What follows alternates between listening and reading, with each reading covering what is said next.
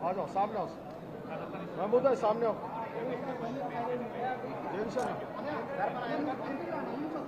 ఓకేనా పెద్దలు ప్రపంచమంతా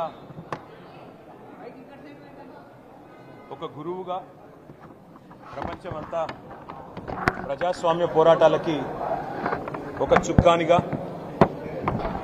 ఒక దిక్సూచిగా భావించే మహానుభావుడు భారతదేశ స్వాతంత్ర ఉద్యమానికి నాయకత్వం వహించి సత్యాగ్రహం ద్వారా జాతిని మేల్కొల్పిన మహనీయుడు తరతరాలకు స్ఫూర్తినిస్తూ ఒక భారతదేశమే కాదు ఇవాళ నెల్సన్ మండేలా లాంటి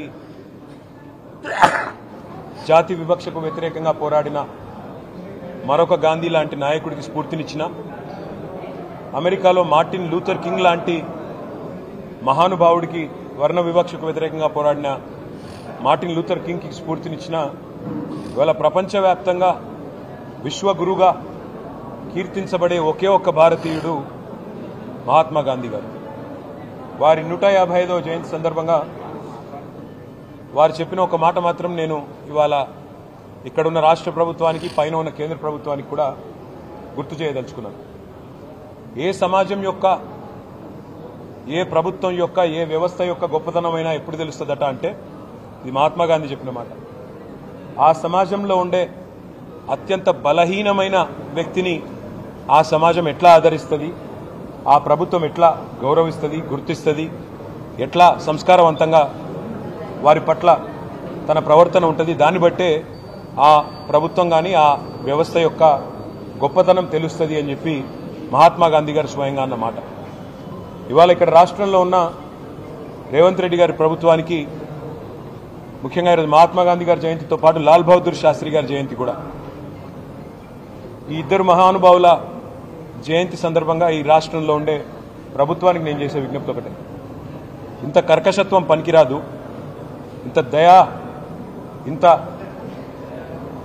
అమానవీయమైన వైఖరి ఏదైతే మీరు అవలంబిస్తా ఉన్నారో ఈ రాష్ట్రంలోని పేదల పట్ల దీని మీద పునరాలోచించుకోండి. ఎందుకంటే మాకు బాధ కలుగుతూ ఉంది, రాష్ట్రంలోని పేద ప్రజలు బాధపడతా ఉన్నారు.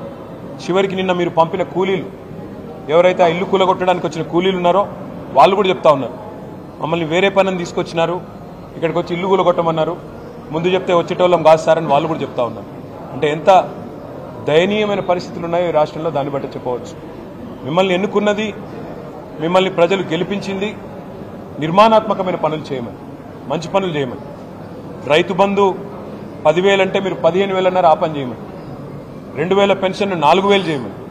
పేదవాళ్ళని కడుపులో పెట్టుకొని చూసుకోమని కేసీఆర్ గారు 2.5 లక్షల ఇళ్లు కడితే మీరు 5 లక్షల ఇళ్లు కట్టమని మీకు ఓటేసినారు తప్ప ఇళ్లు కూలగొట్టమని కాదు, అక్కరలేని ఖర్చులు పెట్టమని కాదు, ఇంకోటని కాదు. అందుకే సమాజంలోని అత్యంత బలహీనమైన వర్గం పట్ల మీరు కర్కశంగా ప్రవర్తిస్తున్న వైఖరి ఈ గాంధీ జయంతి రోజన్నా పునరాలోచించుకోవాలని, తప్పకుండా సంస్కారవంతంగా మరి పైన ఉన్న గాంధీలు కూడా రాహుల్ గాంధీ, ప్రియాంక గాంధీ, సోనియా గాంధీ కూడా ఆలోచించాలని చెప్పి కూడా మేము కోరుతా ఉన్నాం.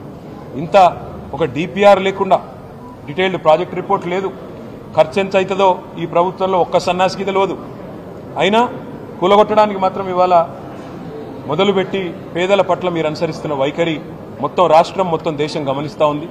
ఈ బుల్డోజర్ రాజ్యం ఏదైతే మీరు ఈరోజు తీసుకొచ్చారో ఈ మహాత్మా గాంధీ జయంతి రోజన్నా కనీసం వివేకంతో, విచక్షణతో ఆలోచించి మరి ఇకనైనా మీ వైఖరి మార్చుకొని మానవత్వంతో ముందడుగేయాలని కోరుతాం.